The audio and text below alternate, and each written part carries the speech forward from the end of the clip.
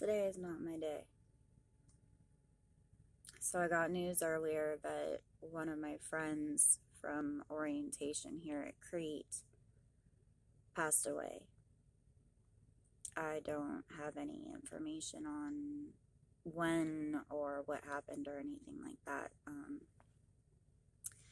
He was an older gentleman, and he was one of the main people that I hung out with during orientation, and we stayed in touch since then, but I'm not good at staying in touch, and I get wrapped up in my own life, and I don't reach out to people. I think about people all the time, but I just don't go that extra step. So, yeah, it hit me really hard. I was actually just thinking about him last week and thinking that I wanted to message him, and I'm not sure why I didn't, but yeah, it's hitting me kind of hard, and I'm really sad for his family and the people that love him, and I'm sad for the world because he was a really great guy. If my experience with him was any indication. So I'm having a rough time tonight with that. I only found out it's about 1:30 in the morning. I found out about 7 or 8, and it's just kind of, I'm already an emotional wreck, so this just kind of pushed me over the edge, and I've been crying off and on all evening. And then so they took 5 hours to load me at my shipper. My load appointment was 1,400 hours. My delivery appointment was 1,900 hours, and it was 190 miles away. So roughly 3 hours. They didn't even get me loaded until 1,900, shortly after 1,900. So I rolled up here, and I got in just after midnight because I got stuck by a train, and then there was it started raining really bad, and there was a lot of wind, so I was going slow.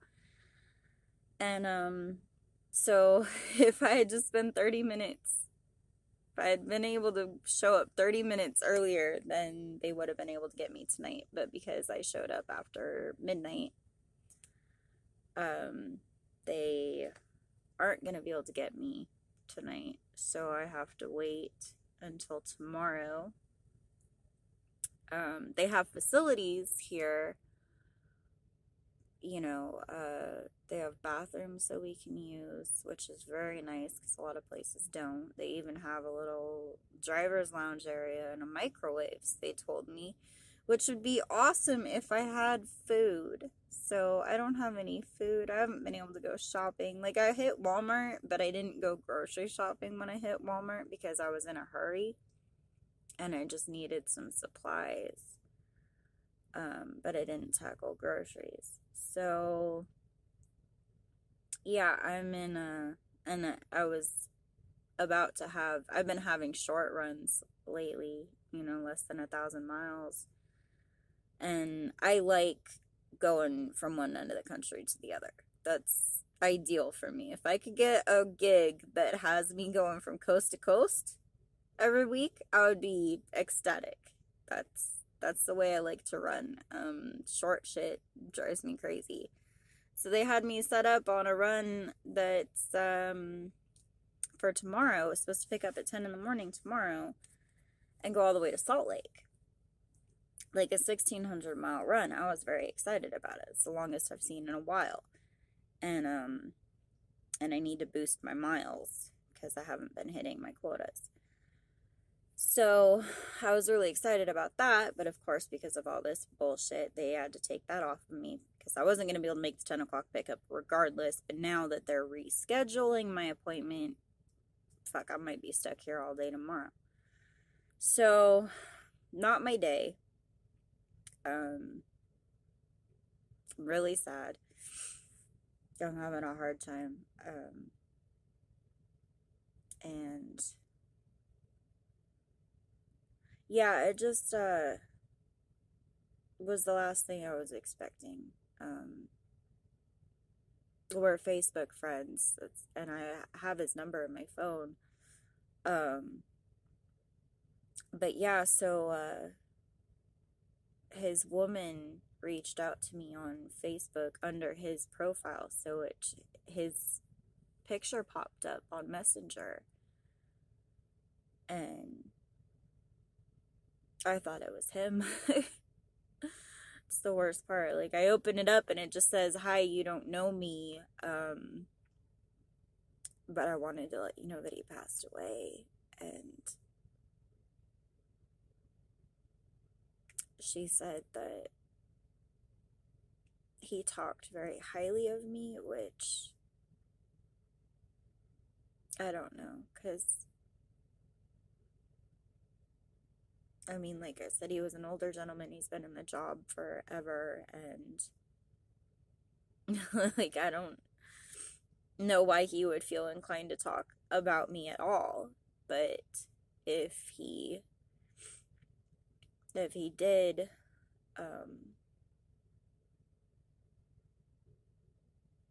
he must have given me more credit than I deserve if he spoke highly of me, because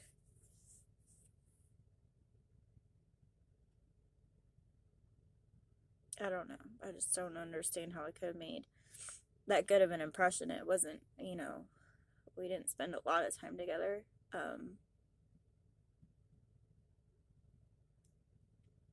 But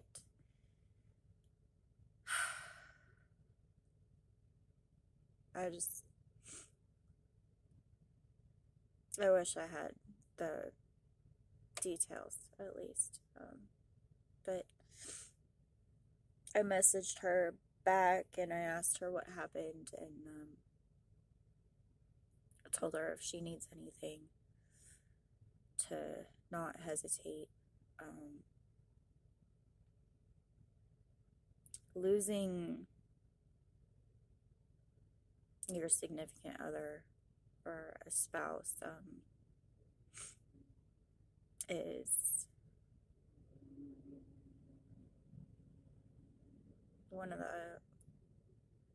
it's the hardest thing I've ever been through in my life. And it's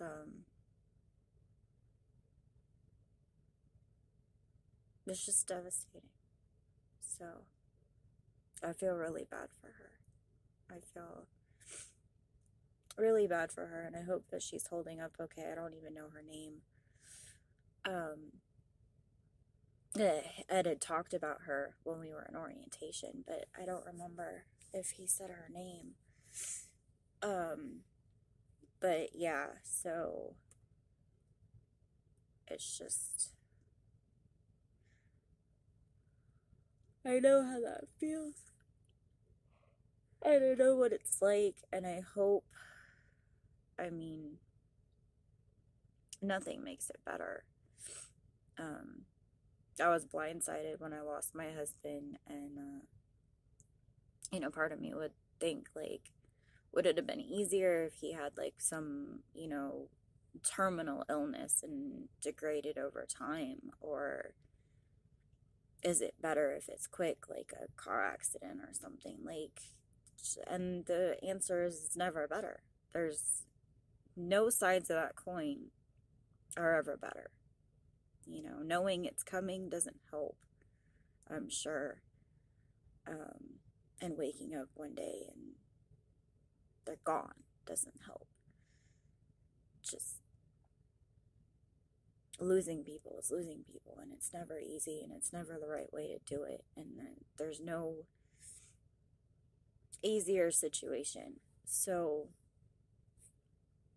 I just, I don't know what he told her about me anyway, but, you know, because he lost somebody, when he was younger also.